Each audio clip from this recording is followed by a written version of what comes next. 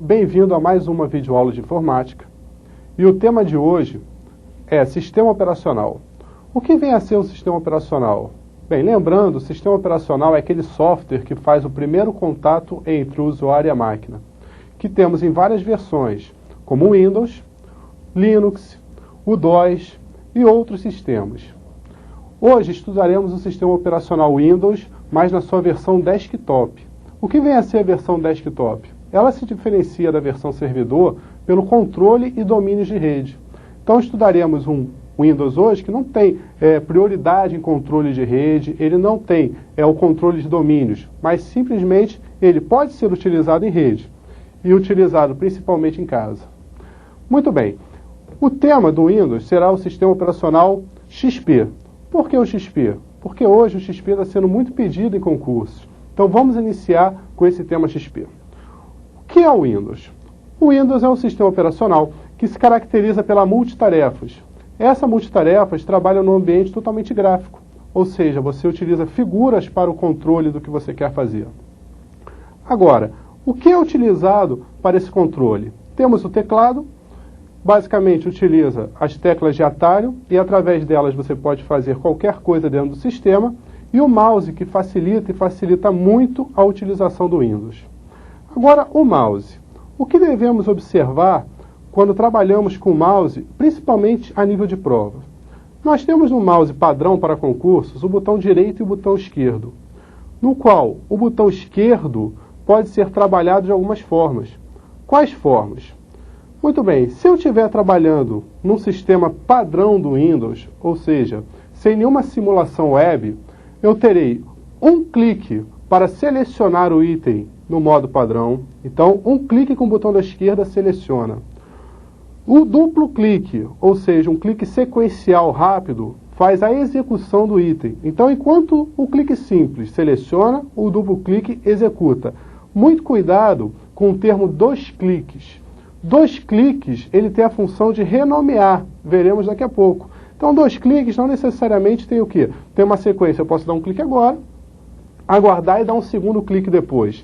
Então, os termos clique simples, seleciona, duplo clique, executa, e dois cliques, renomeia. O que vem a ser renomear? Renomear é trocar o nome de um item. Agora, nesse modo padrão, podemos utilizar também o quê? O botão da direita. E quando você clica com o botão da direita, você tem acesso ao menu de propriedades, também conhecido como atalho ou contexto. Então, vou fazer um esquema rápido para que a gente possa se guiar. Então, o mouse. Na sua utilização padrão, eu tenho o botão esquerdo e o botão direito, no qual um clique seleciona, dois cliques renomeia, e o duplo clique executa. Já o clique com o botão da direita me leva ao menu de propriedades. Agora, existe outra forma de se trabalhar esse mouse? Sim, existe. Qual seria outra forma? Eu posso personalizar o meu sistema para trabalhar com cliques simples, também conhecido como simulação de web. Como seria isso? Se eu estiver trabalhando com o mouse simples, o web, eu terei o seguinte: o botão esquerdo e o botão direito, com algumas diferenças. Agora, com um clique com o botão da esquerda, ele executa. Ora, se com um clique eu executo, como eu faço para selecionar apenas? Para selecionar, você basta parar sobre o item. Então, parar sobre o item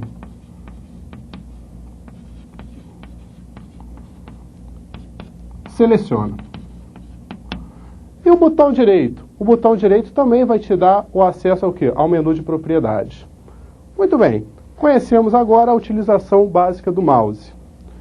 Foi dado o boot, que é o processo de inicialização do computador. E o que esse boot faz? Como esse boot funciona? Ao ligar o computador, aquela memória ROM, que já estudamos anteriormente, envia uma mensagem, e nessa mensagem ele passa pelo processo de post e entra em quem? Entra no processo de boot. Esse processo de boot consiste em buscar, dentro da minha massa, o que seria a massa? As unidades de leitura e gravação, como disquete, HD e CD, um sistema operacional, ou seja, um software que possa fazer o controle desse hardware. Muito bem, ao encontrar esse software, ele vai carregar para o componente que mantém os programas e dados que estão sendo utilizados no momento. Que componente seria esse? A memória RAM.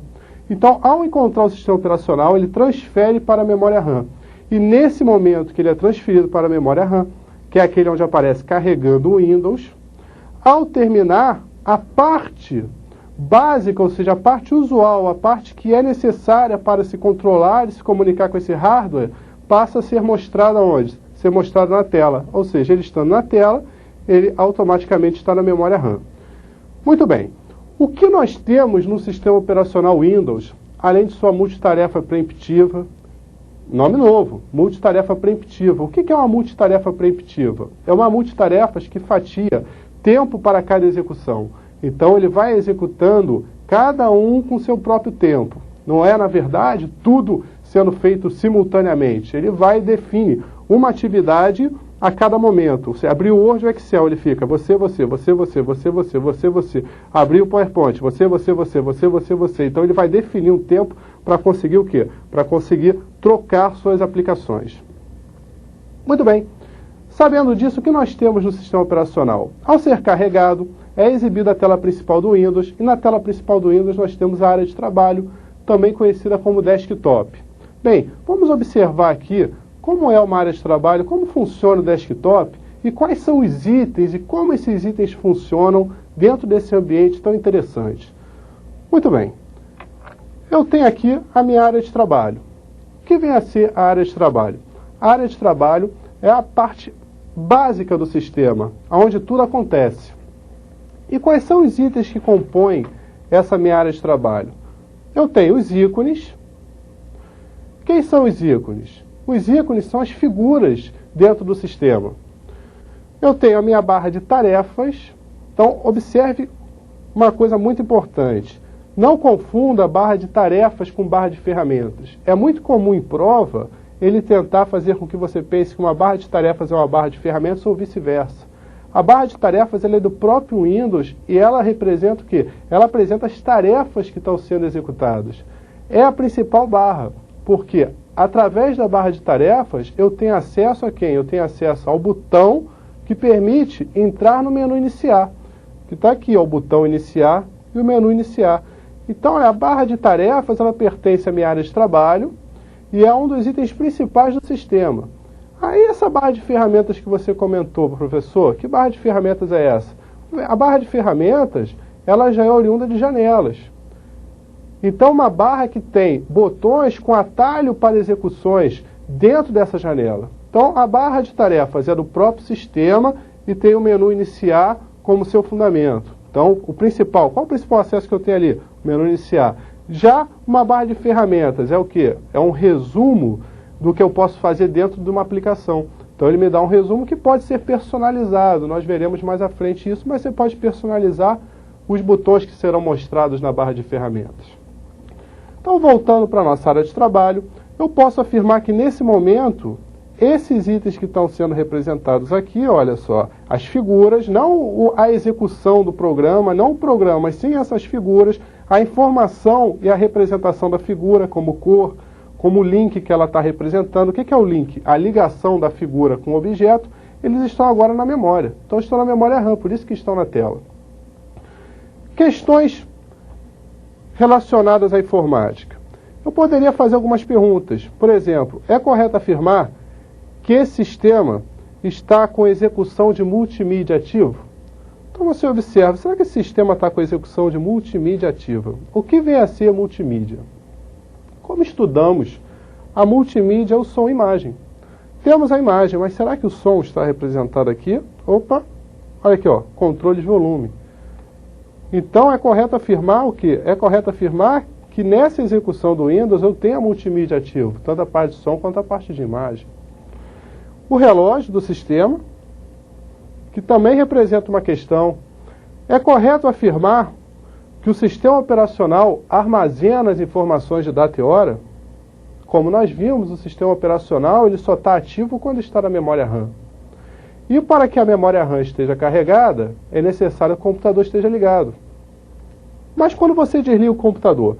Quando você desliga o computador e liga novamente, a data e hora não estão corretas? Então ele não podia estar sendo armazenado no sistema, visto que o sistema só está ativo quando? Só está ativo quando a memória RAM está carregada. Então ele não é. Relembrando, aonde é armazenadas as informações, na verdade, onde são armazenadas as informações de data e hora? São armazenadas naquele circuito de CMOS, que é mantido por uma bateria. Então o sistema operacional ele vai a esse circuito, ele pega a informação, ele apresenta a informação na tela. O sistema permite que você vá à configuração de data e hora e altere, então você pode atualizar, pode mudar sua data e hora tranquilamente, porém armazenar ele não armazena. O armazenamento dela é feito por quem? É feito pelo circuito CMOS, que não se perde porque tem a bateria. Muito bem, vamos aos nossos ícones. Os ícones se dividem basicamente em três. Nós temos o ícone padrão. Quem são esses ícones padrões? São aqueles criados na instalação do próprio sistema, que, por sinal, tem uma informação muito importante. Que informação é essa? Não há como você excluir um ícone padrão. Você pode, sim, exibir ou não um ícone padrão na área de trabalho. Agora, excluir é impossível. Então, por exemplo, se eu clico aqui num ícone padrão e peço excluir, olha só, observe a lixeira. Vazia. Porque quando há item na lixeira, há uma representação de papel aqui. Agora vou ao ícone e peço para excluir esse ícone. Muito bem. Tem certeza que deseja excluir? Sim. Observe a lixeira. Não tem nada na lixeira. Porque, na verdade, ele não foi excluído. Ele deixou de ser exibido. Se você vier nas configurações de vídeo, como acessar as configurações de vídeo? É só pedir a propriedade da área de trabalho. Ué, mas propriedade da área de trabalho? Nós não vimos com o mouse como se acessa as propriedades? Como eu faço para acessar uma propriedade? A início, eu peço esse menu, o menu de atalho que vai me levar a ela, clicando com o botão da direita na área de trabalho. Então, olha lá, botão da direita na área de trabalho, propriedade. Então, quando eu venho nas propriedades da área de trabalho, ele me leva a uma opção que será estudada mais a fundo à frente, no qual eu posso configurar tudo que aparece e como trabalha o vídeo. Dentre essas configurações, eu tenho a da minha área de trabalho, está aqui. Então, olha só, área de trabalho. Então, se eu pedir personalizar a minha área de trabalho, olha lá, eu tenho os itens que estão sendo exibidos na área de trabalho. E se você observar, olha o que aconteceu com o meu computador, que foi aquele que nós tentamos excluir. Ele simplesmente foi desmarcado, olha, desmarcado da exibição. Então, na verdade, você não excluiu, você deixou de exibir, você fez uma mudança na configuração. Se eu marcá-lo novamente e der OK, ó, ele volta para a minha área de trabalho. Então, na verdade, não há como excluir um ícone padrão. Pode exibir ou não esse item. Vamos agora conhecer um outro item da área de trabalho, que são os atalhos. Então, vamos ver o que é um atalho. O atalho é uma forma mais rápida de se chegar a algum arquivo. Então, como assim um atalho é uma forma mais fácil de chegar a algum arquivo ou alguma coisa gravada dentro do meu computador? Vamos criar um atalho aqui na nossa área de trabalho. Então, como criar novos itens na área de trabalho? Novamente, vamos às propriedades da área de trabalho. Muito bem.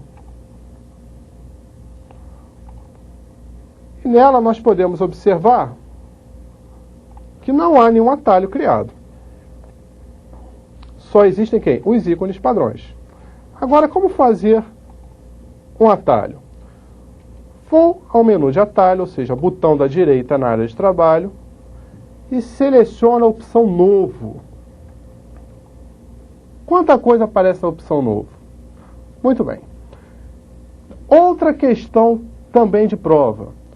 É correto afirmar que existem pelo menos quantos itens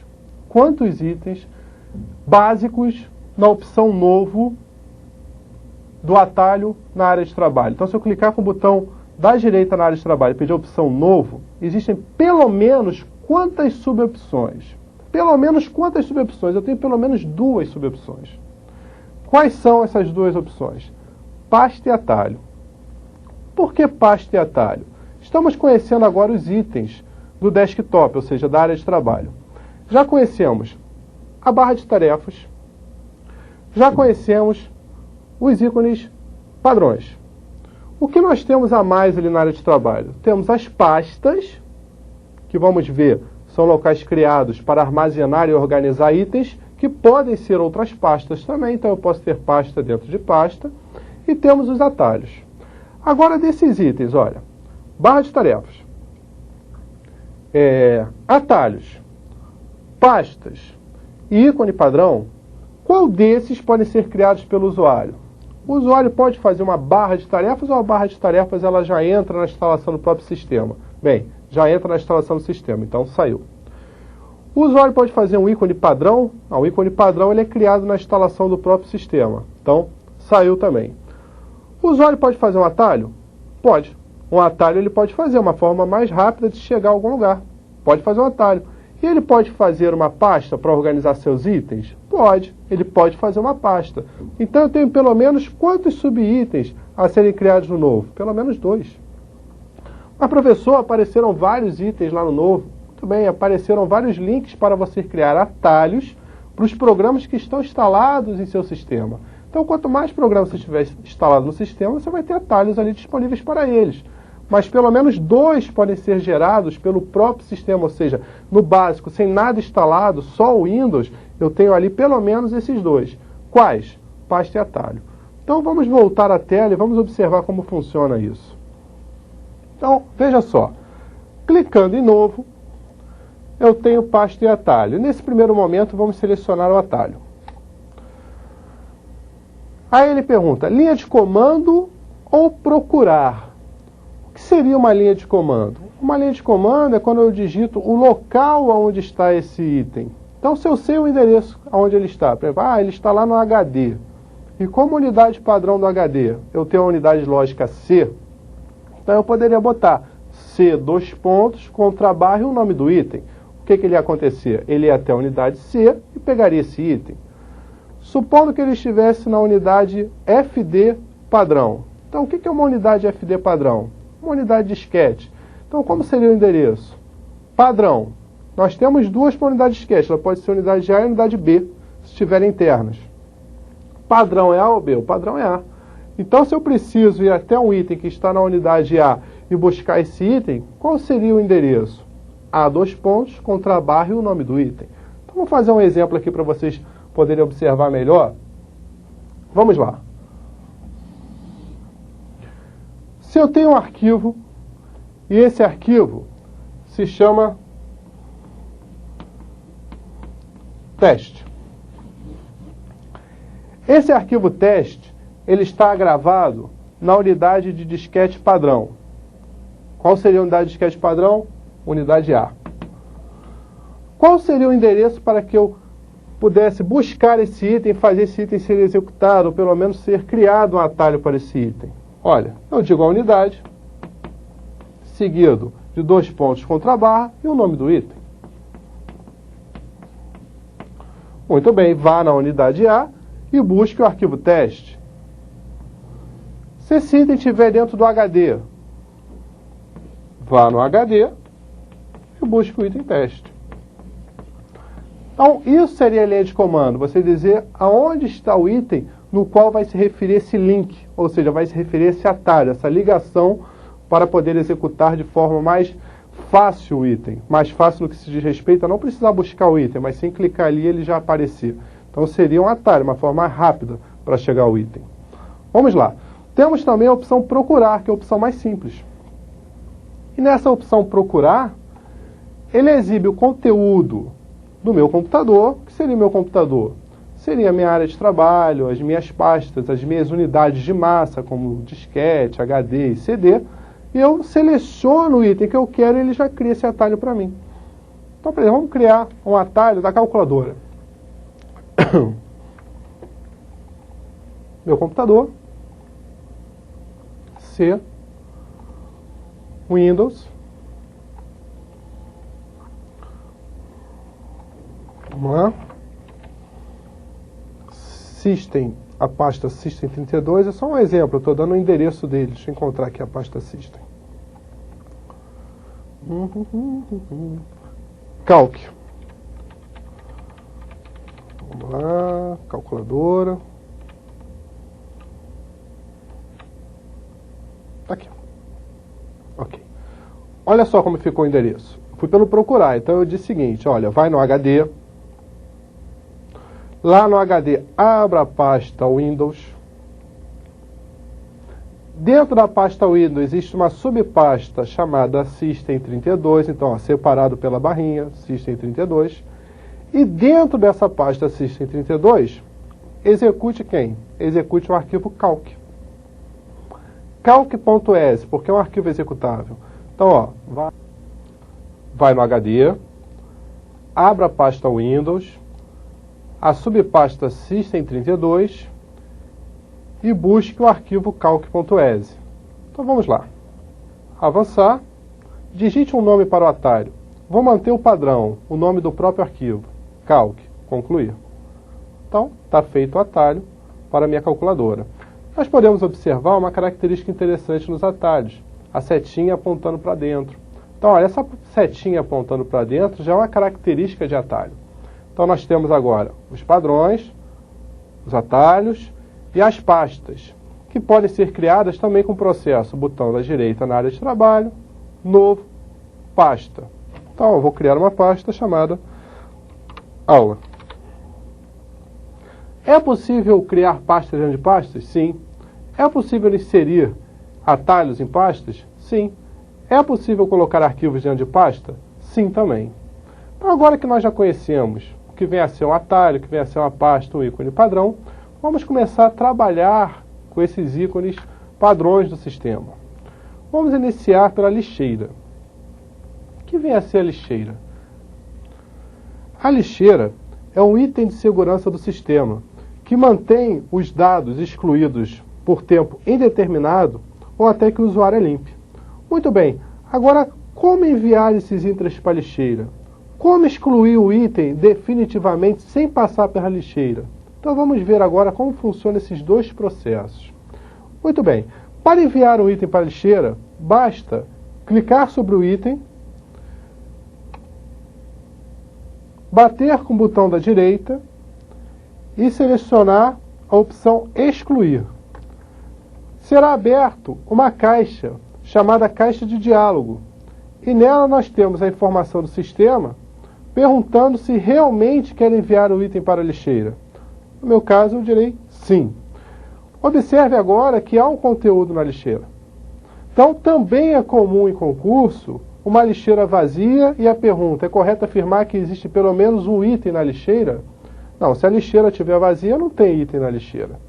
Agora, como trabalhar essa lixeira?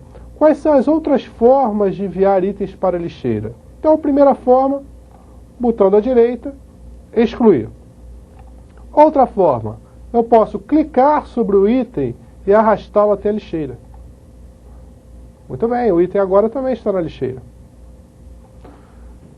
Terceira forma, eu posso selecionar o item e apertar o botão Delete do teclado. Tem certeza de que deseja enviar para a lixeira? Sim. Existe outra forma de enviar para a lixeira? Existe. Então vamos abrir uma janela. Vamos observar esses itens. Eu posso selecionar o item e na opção Arquivo, excluir. Ele também será enviado para a lixeira. Deseja enviar para a lixeira? Sim. E eu tenho o botão de exclusão. Vamos ver como é o botão de exclusão. Personalizar área de trabalho. Área de trabalho não, barra de tarefas. Então, barra de tarefas, personalizar. Então, vamos pedir aqui o item excluir. Aqui. Ok, para cá. Fechar. Então, agora, eu tenho o botão excluir da minha barra de ferramentas. Olha ali. E muito cuidado para não confundir esse item com esse. Então nós temos o fechar, olha lá, que é retinho, e temos o excluir, que tem uma de suas pernas maior. Olha lá. Então, clicando sobre o item pedindo excluir, também abre a caixa de diálogo perguntando se esse item será enviado para a lixeira. Nesse caso, não vou enviar esse item para a lixeira. Muito bem, então o botão da direita excluir, arrastar para a lixeira, selecionar e pressionar delete do teclado, clicar no X, que é o botão de exclusão da barra de ferramentas, ou então em arquivo, menu arquivo, excluir, todos esses procedimentos me levarão aqui, me levarão a levar o item para a lixeira. Agora, esse item já foi perdido, eu já perdi o item que está na lixeira? Não. Como recuperar o item da lixeira?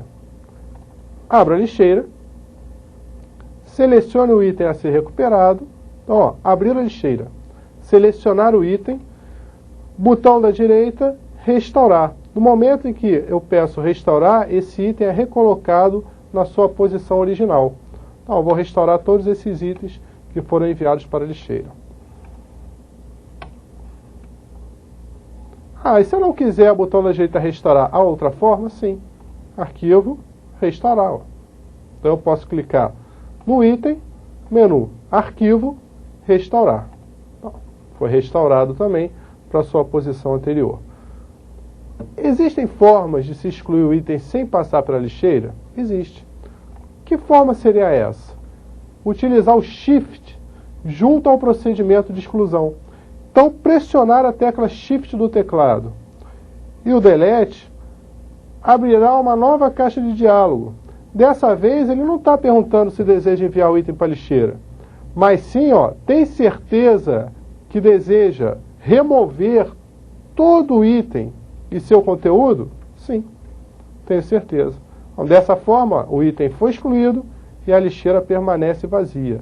Então, o procedimento de exclusão junto ao Shift faz uma exclusão definitiva, ou seja, uma exclusão que não passa pela lixeira. Agora, existem configurações a serem aplicadas na lixeira? Existem. Então vamos nas propriedades da lixeira. Então, acesso com o botão na direita, propriedade. Ao entrar na propriedade da lixeira, temos algumas opções. Essa opção e essa não fazem parte do padrão do sistema Windows, mas sim do antivírus que está agregado a ele, no qual estudaremos mais à frente. A opção do sistema Windows começa aqui. Então temos, não mover os arquivos para a lixeira, remover imediatamente. Esse item faz com que a lixeira seja desativada. Então qualquer exclusão será uma exclusão definitiva, ou seja, o item não passará pela lixeira, mas será excluído definitivamente. É padrão do sistema colocar como tamanho da lixeira 10% da minha unidade de disco. Então, se eu estou utilizando o sistema numa unidade C, e essa unidade C, por exemplo, ela tem 10 GB, qual será o tamanho padrão de minha lixeira? Bem, se eu estou numa unidade de disco, que eu tenho 10 GB, 10 GB para armazenamento, gigabytes, e eu tenho como padrão de lixeira 10% da unidade que está ativa, então, olha só, 10 GB, 10%, 1 GB. Então, qual o tamanho da minha lixeira se for mantido o padrão do sistema? 1 GB. Então, o padrão é sempre 10%. Porém, eu posso redimensionar isso. Eu posso redimensionar para 0, ou seja, não quero que armazene, não quero espaço nenhum disponível para a lixeira, como eu posso jogar para 100%. Enquanto tiver um espaço disponível, pode ser utilizado pelo sistema para a lixeira. Então, vamos ver como é que isso funciona aqui na máquina. Muito bem, olha lá, eu tenho aqui uma barra na qual eu posso dimensionar à vontade de 0 a 100%, o qual manteria o padrão de 10%. Questões aplicadas à prova. Se eu tenho uma lixeira, por exemplo, essa lixeira que nós acabamos de comentar, uma lixeira que tem 1 GB. Ao excluir itens, esses itens são enviados à lixeira, se não for uma exclusão com Shift. Eu estou apenas arrastando ou apertando Delete e o item está indo para a lixeira. A lixeira foi enchendo e chegou o momento no qual esses itens ocupam esse 1 GB. Muito bem, a lixeira está completamente ocupada com itens. O próximo item que eu excluo. A lixeira tem 1 GB e está com 1 GB ocupado. O próximo item. Vou dar algumas opções. Esse próximo item não pode ser excluído? esse próximo item ocupará o espaço do item mais antigo na lixeira? Ou esse item será excluído definitivamente? A lixeira é um recurso de segurança, então ela não tem autonomia de excluir itens por conta própria. O que vai ocorrer? Se eu tenho uma lixeira cheia e eu excluo um item, esse item que está sendo excluído agora, ele será excluído definitivamente. Lógico que aparecerá uma caixa de diálogo para essa confirmação, mas lixeira cheia, o próximo item excluído, é excluído definitivamente. Você só tem como limpar a lixeira através de um comando seu. Muito bem, vamos aqui agora ao sistema verificar mais uma questão de prova. Eu tenho uma pasta. Vamos criar uma pasta. Essa pasta tem o nome de teste. E dentro dessa pasta, eu tenho o arquivo avisar sobre. Então, arrastei e soltei sobre ela com o botão da esquerda, eu movi. Será o nosso próximo passo, estudar isso. Então eu tenho agora uma pasta teste com o item avisar sobre dentro dessa pasta.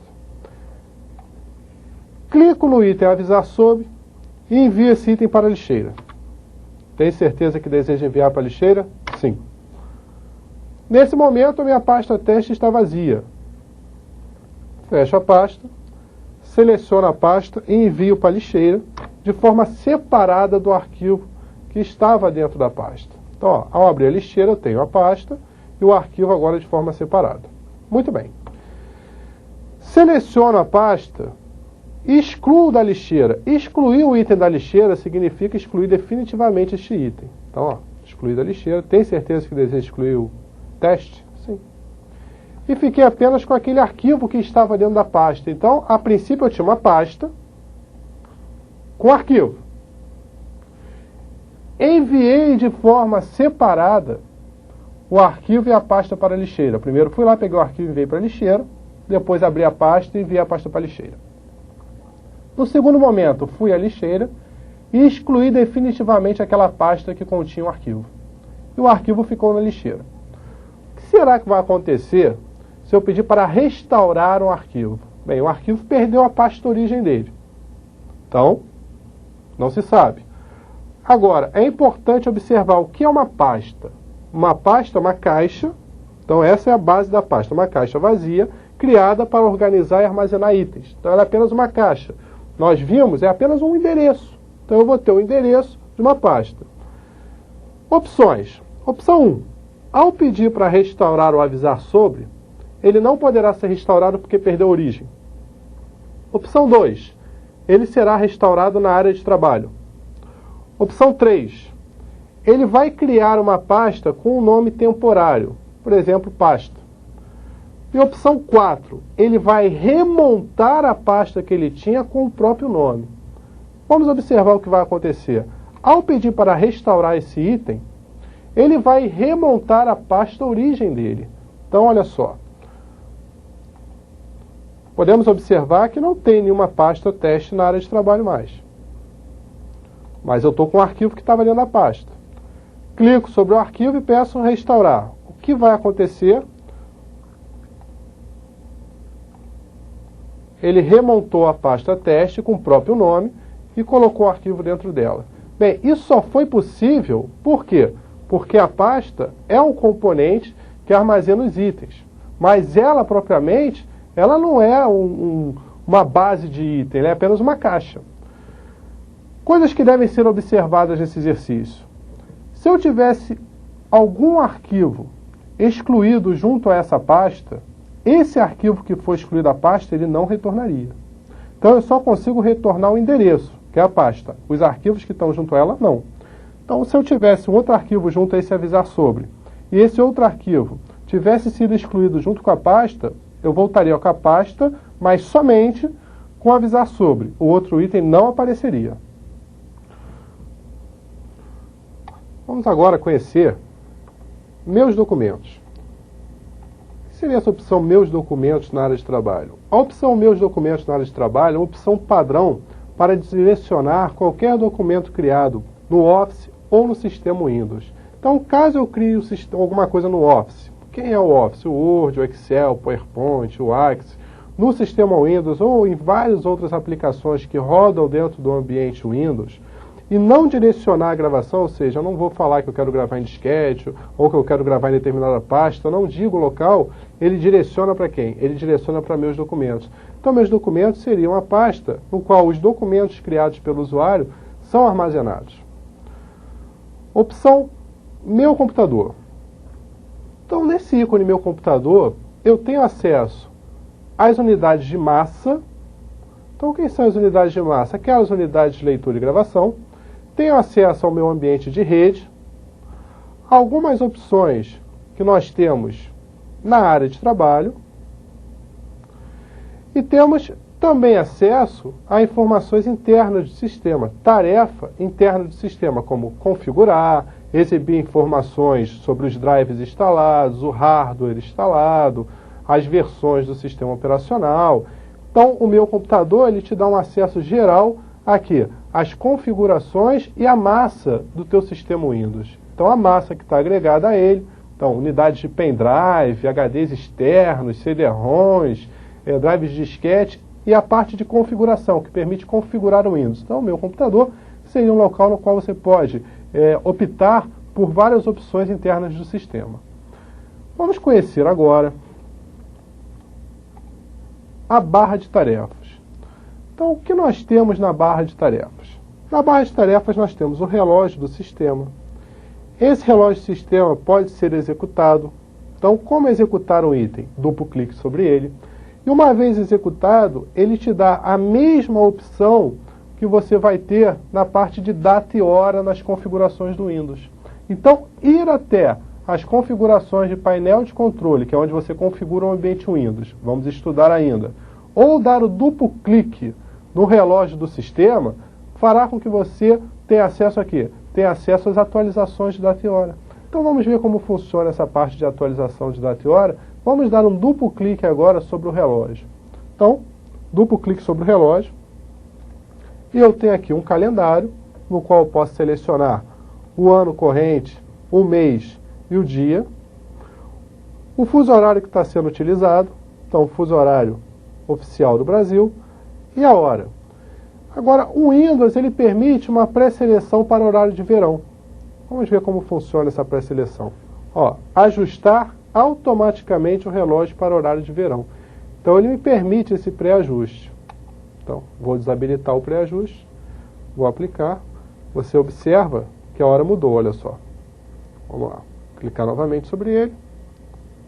14h47.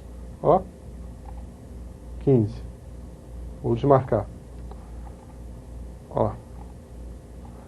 Então ele trabalha com esse ajuste automático da hora de verão. Eu posso selecionar também, eu posso selecionar um domínio, um local onde ele vai buscar essas informações, ou seja, ele vai buscar esse controle de data e hora. Então aqui nós temos o próprio servidor de tempo da Microsoft, que é o Time Windows. Muito bem. Outras opções que nós temos na barra. Ao clicar com o botão da direita na barra, temos as propriedades sendo exibidas aqui. Clicar em propriedade agora. O que nós temos em propriedade?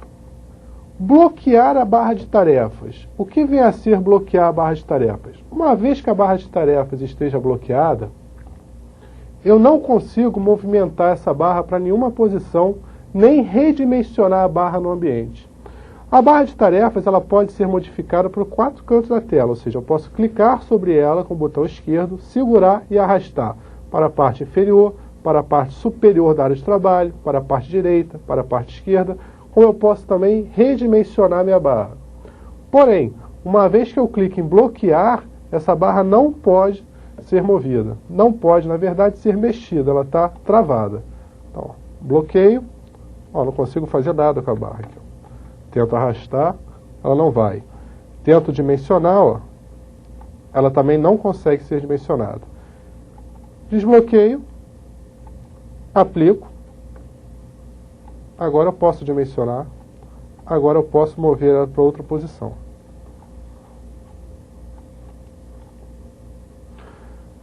A segunda opção que nós temos é ocultar automaticamente a barra de tarefas, que é uma questão de prova. Então, muitas vezes ele pergunta, é correto afirmar que eu posso manter a barra de tarefas e ocultar a barra de tarefas ao mesmo tempo? Sim, as opções são diferentes. Qual a diferença entre ocultar e manter a barra sobre as outras? Se eu oculto a barra de tarefas, essa barra de tarefas ela vai ficar escondida. E volta a surgir quando? Quando eu vou com o apontador. Quem é o apontador? É a seta do mouse. Então, quando eu vou com o apontador na altura da barra. Então, ao ir com o apontador na altura da barra, a barra surge novamente. Então, está oculta, vou com o apontador, ela surge. Então, questões, é necessário clicar ESC, é necessário dar duplo clique? Não, basta ir com o apontador à altura da barra que ela surge. E a outra opção que nós temos? Manter sobre as outras janelas. O que significa isso? Eu tenho alguns estágios para minhas janelas. Eu posso maximizar uma janela, que seria fazer com que ela ocupe toda a área de trabalho. Ou seja, a janela está ocupando tudo. Eu tenho a opção restaurar uma janela, que vai fazer com que ela ocupe parte da área de trabalho. E eu tenho a opção minimizar a janela. O que seria minimizar? Fazer com que ela libere a área de trabalho, ou seja, ela não ocupa mais a área de trabalho, porém, ela vai ficar no formato que ela já está, tanto no maximizado quanto no restaurado, na barra de tarefas. Então, ela vai estar ocupando a barra de tarefas, ela vai estar ali. Porém, a área de trabalho não será ocupada por ela. Muito bem. Agora, se eu tenho uma janela maximizada, e o maximizar significa ocupar toda a área de trabalho. Na teoria, a barra de tarefas que está na área de trabalho estaria atrás dessa janela. Então, se não estiver marcada a opção mostrar sobre as janelas, o que vai acontecer? Eu não teria acesso à barra, porque a janela vai estar na frente dela. Maximizei, fiz a janela ocupar tudo. A janela ocupou a área da barra também. Agora, no momento em que eu vou e seleciono a opção manter sobre as janelas, o que ocorre? A barra vai estar sempre na frente das janelas, não importa a posição da janela. A barra vai estar sobre ela. Vamos ver como funciona? Muito bem. Vou selecionar a opção ocultar. Vou aplicar. Observe que manter a barra sobre as outras está desabilitado. Então não está marcado. Apliquei. Ok. Olha lá. Cadê a barra? Não está aqui. Agora, se eu for na altura dela, não vou apertar nada, vou apenas na altura dela, o que vai acontecer? Ela surge. Surgiu. Agora, vou abrir uma janela. Na verdade, vou abrir essa pasta. Mas cadê a barra? Sumiu. Mas cadê a barra? Sumiu. Ué, cadê? Por que ela não está aparecendo? Porque aquela opção mostrar sobre não está habilitada. Então, na verdade, ela está levantando, mas ela está levantando atrás da janela. Vamos ver se é verdade. Vou restaurar a janela. Aqui. Porém, quando a janela está maximizada, cadê?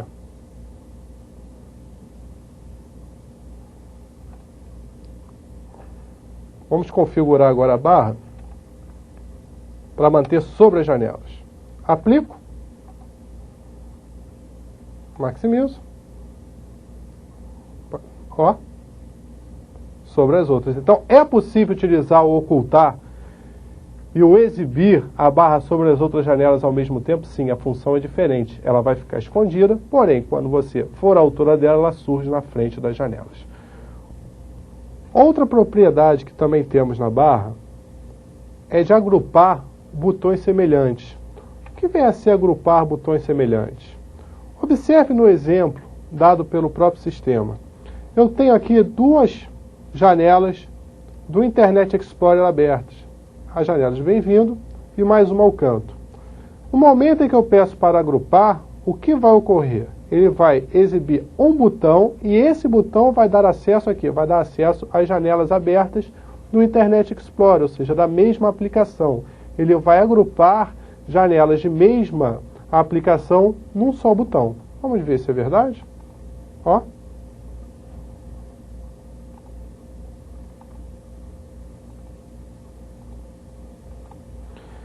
Já a função mostrar barra inicialização rápida seria para exibir alguns atalhos que me levam a determinados itens. Por exemplo, aqui eu tenho acesso direto à área de trabalho, aqui eu tenho acesso ao Internet Explorer, que é um navegador de internet, no qual estudaremos na parte de internet. E aqui é o Media Player. Quem vem a ser o Media Player? O executor de multimídia do sistema. Posso ou não exibir o relógio na barra. Então, não exibir o relógio na barra não significa que a placa ou o circuito CMOS esteja com algum problema ou corrompido. Simplesmente uma configuração do sistema. Permite exibir ou não o relógio na barra. A barra de tarefas, que tem acesso ao menu iniciar, em suas propriedades, permite também acessar quem? Acessar as propriedades de menu iniciar.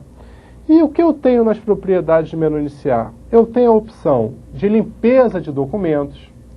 Então, lá no iniciar, nós vamos ver que existe uma opção chamada documentos.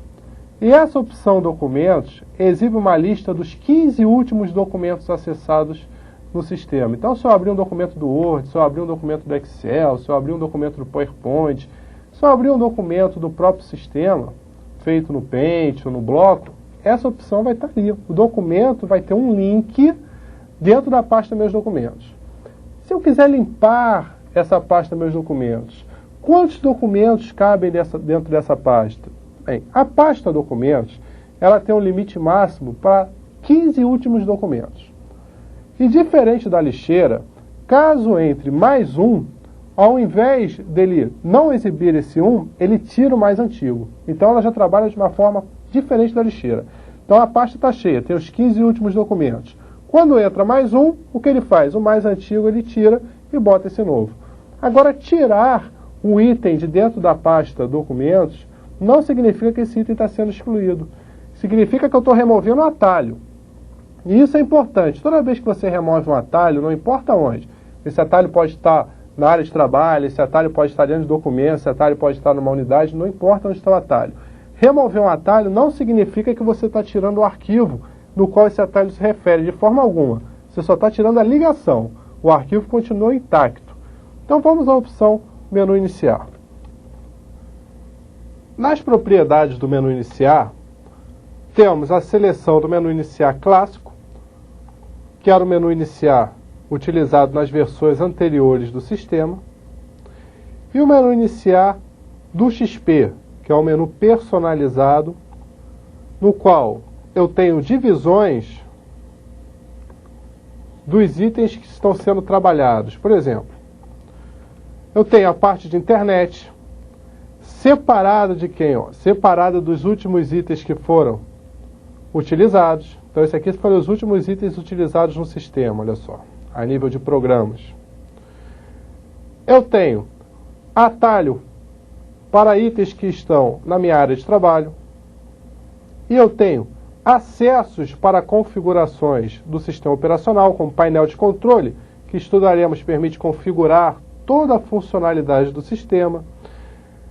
Definir acesso aos programas como navegação, e-mails e etc.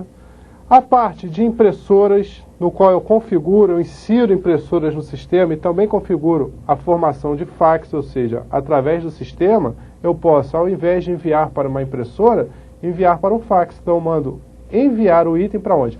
Para um fax, através de um número telefônico. E a pessoa recebe esse fax como um fax normal.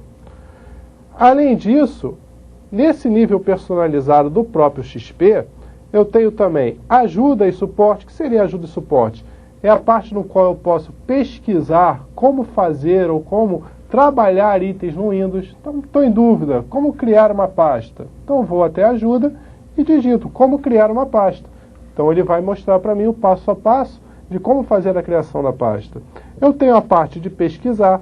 O que seria a parte de pesquisar? A parte de pesquisa, olha, eu posso localizar itens no meu sistema. Por exemplo, eu posso localizar onde está determinado arquivo. Eu posso localizar onde estão grupos de arquivo. Olha, eu quero achar todos os arquivos do Word. Ou então eu quero achar um arquivo teste. Ou eu quero achar uma pasta. Eu posso procurar uma pasta. Eu posso pesquisar um computador na rede ou uma pessoa na internet através de quê? Através de cadastros de grupos. Então existem cadastros de grupos no qual eu posso me reportar através do item pesquisar e localizar determinada pessoa na própria internet. Então ele tem esses links diretos já pré-definidos no próprio iniciar. Agora, a opção que nós queremos ver é a opção limpar documentos. E onde será que está essa opção limpar documentos? Então, vou a nível personalizado. E lá no nível personalizado, o que eu tenho? Eu tenho o seguinte, olha. Documentos recentes. Selecione essa opção para fornecer um acesso rápido aos documentos. Muito bem. Vamos ver se eu tenho alguma coisa nos meus documentos. Então, venho aqui.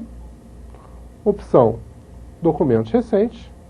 A opção está vazia. Então, como inserir itens nessa opção? Basta abrir determinadas aplicações, como, por exemplo, um texto. Vamos aqui, vamos abrir um texto. Deixa eu visualizar isso.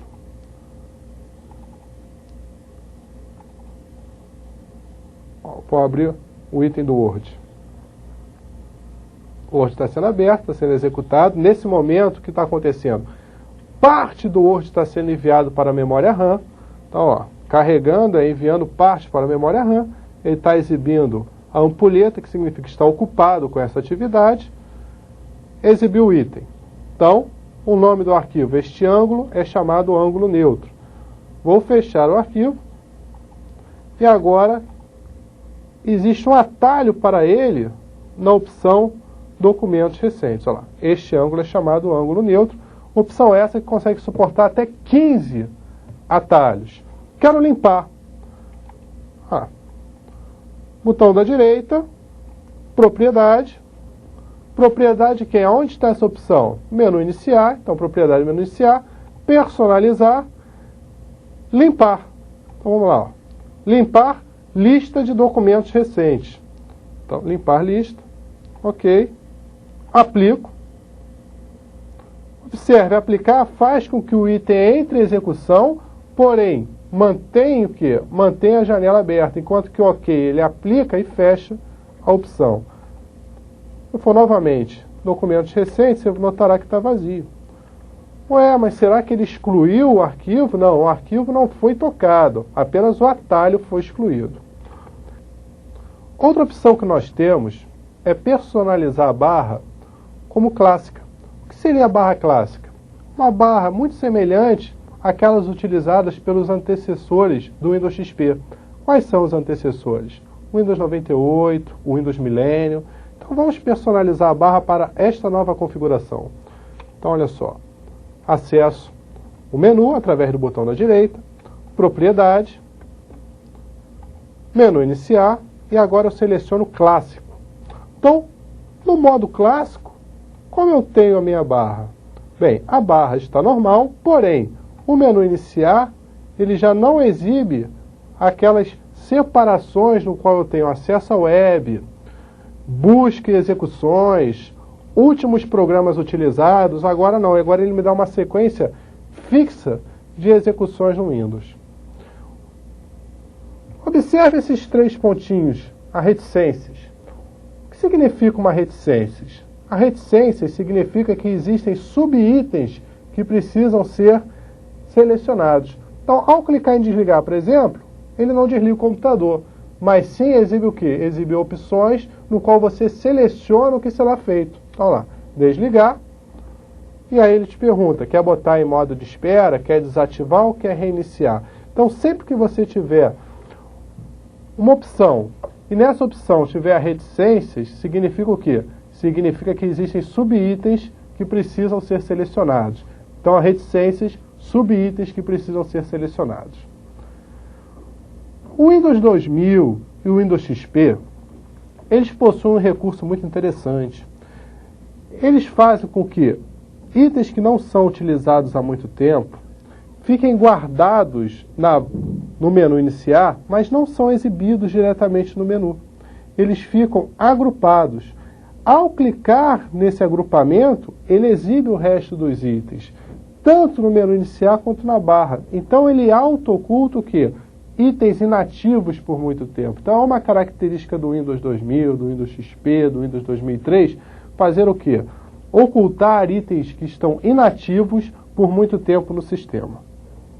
Agora que já conhecemos as propriedades da barra, vamos observar uma propriedade muito interessante da área de trabalho. Os itens da área de trabalho, eles podem ser movidos para novas posições apenas com arrastar do mouse.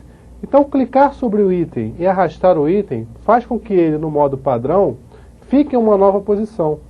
Então, observe.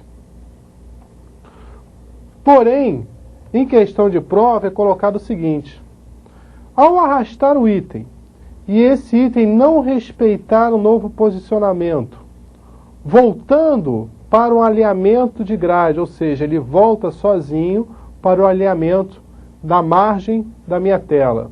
O que está acontecendo? Então, pelo padrão, você pega o item, arrasta e ele toma nova posição. Porém, em determinado momento, você clica, arrasta, ao soltar, em vez de ele estar nessa posição, ele volta para o alinhamento de grade. O que está acontecendo com o item? Bem, é uma propriedade da minha área de trabalho a organização automática. E o que visa a organização automática? A organização automática visa alinhar o item à grade. Então, vamos à configuração. Organizar ícones. Organizar automaticamente. Observe que os itens que não estão à grade, eles irão para ela. E o que vai ocorrer caso eu arraste o item para uma nova posição? Este, não vai para a nova posição, mas sim voltará aqui, voltará ao alinhamento. Voltou para a sua posição inicial? Também não. Peguei o favoritos, o favoritos está iniciando essa coluna, arrastei o favoritos. Ao soltar, o que aconteceu? Ele entrou na última posição. Então, questão, é correto afirmar que quando a autoconfiguração, ou configuração automática da área de trabalho está habilitada e o item é arrastado, o mesmo volta para a sua posição inicial? Não, ele volta para o alinhamento de grade. Agora, sua posição inicial, nesse caso aqui, não. A não ser que tenha uma organização por nome ou tipo habilitada. Agora, se não houver, ele não voltará. Outra coisa importante que deve ser observado são teclas de atalhos relacionadas à nossa barra de tarefas. Por exemplo, Alt-Tab, Alt-ESC. O que essas teclas permitem fazer? Vamos lá. Eu tenho aqui duas janelas abertas. Então, abri aqui meus documentos e abri meu computador. Restauro as janelas. Então, agora eu tenho tanto meus documentos quanto meu computador restaurado. Bem, se eu utilizar o atalho Alt-Tab, ou seja, clicar na tecla Alt, manter o Alt pressionado e clicar em Tab, o que vai ocorrer? Cada vez que eu clico em Tab, sem soltar o Alt, ele pergunta qual item deverá ser aberto, olha só. A verdade, deverá ser exibido, porque aberto os dois já estão. Então, qual item deverá ser exibido? Meu computador, solto o Alt. Meu computador se sobrepõe. Agora eu quero meus documentos. Então, aperto o Alt novamente, Tab, escolho meus documentos, solto, meus documentos ficou à frente, ficou a janela à frente. Agora, é muito comum se confundir Alt-Tab com outro atalho, que é o Alt-ESC. Então, o que vai acontecer com o Alt-ESC? Enquanto o Alt-Tab permite que você selecione qual vai ser o item, o Alt-ESC, você não tem essa opção. Cada vez que você aperta em Alt-ESC, o que ele faz? Ele alterna o item, olha, sem permitir que você selecione qual vai ser o aberto. Ou seja, ele já vai o quê? Ele já vai sobrepondo em sequência todas as janelas abertas. Olha aqui, ó. Cada vez que eu aperto, ele já alterna de uma para outra. Então, não confundir o Alt-ESC com o Alt-Tab. Aproveitando os atalhos, vamos fechar essas janelas através de teclas de atalho. Qual o atalho para fechar a janela? Alt F4. Então, Alt F4, Alt F4. E assim, encerramos esse encontro no qual conhecemos os itens da área de trabalho, a parte de barra de tarefas e os conceitos de manipulação de área de trabalho e barra de tarefas. Obrigado e até o próximo encontro.